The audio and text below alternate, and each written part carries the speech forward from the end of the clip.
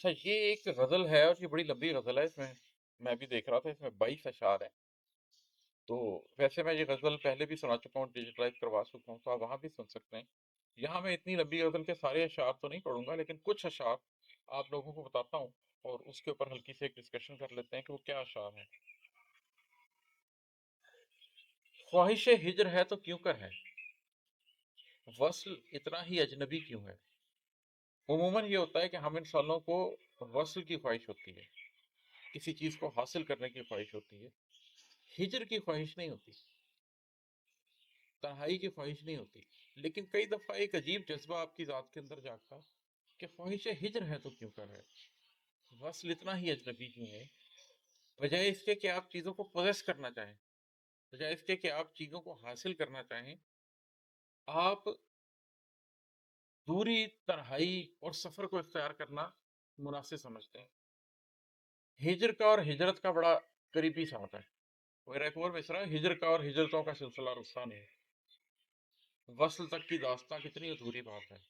तो जो हिजर का सिलसिला है, जो हिजरतों का सिलसिला है, वो नहीं रुकता। तो जब आपको कुछ गैर मरई हासिल करने की ख्वाहिश हो जाए अंदर, जब आप मादी जिंदगी से आगे बढ़कर गैर मादी चीज को हासिल करना चाहें, तो वो जो मानवीयत आप ढूंढते हैं, वो फिर वस्ल की ख्वाहिश तर्क करने से हासिल होती है। वो फिर आपको वस्ल की ख्वाहिश नहीं रहती, बल्कि हिजर की ख्वाहिश होती है। आप चीजों को छोड़ना चाहते हैं, क्योंकि डिटैचमेंट में ही हकीकी अटेनमेंट है। अगर आप अपने आप को कायनात की इन मादी चीजों से डिटैच नहीं कर सकते, तो फिर आपकी रूहानी चीज अटेन नहीं कर सकते। तो इस कैफियत में वसल के बजाय हिजर की ख्वाहिशें आपकी जात के अंदर पैदा होती है। ये उसके ऊपर शेर है।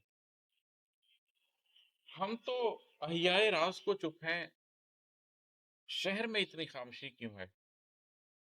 गर फसाना है दिल का गम तो बताओ, जेर तहरीर शायरी क्यों है।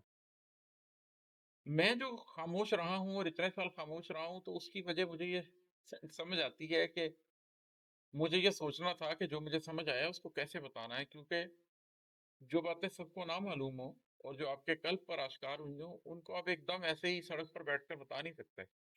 तो आप अहियाए राज के लिए, राज की को बचा के रखने के लिए खामोश रहते हैं। लेकिन फिर जब आप देखते हैं कि शहर में भी एक खामोशी है और वो विजडम की बात हो ही नहीं रही दुनिया में, तो फिर आपको एक अचंभा होता है कि मेरे पास तो एक वजह है, मैं ये बात नहीं कर रहा, बाकी जगहों पे खामोशी क्यों है। और फिर वो आपको उभारती है कि अच्छा, कहीं ना कहीं से हिम्मत को मुज्तमे करके बात को जितना कर सकते हैं उतना तो बात को करें।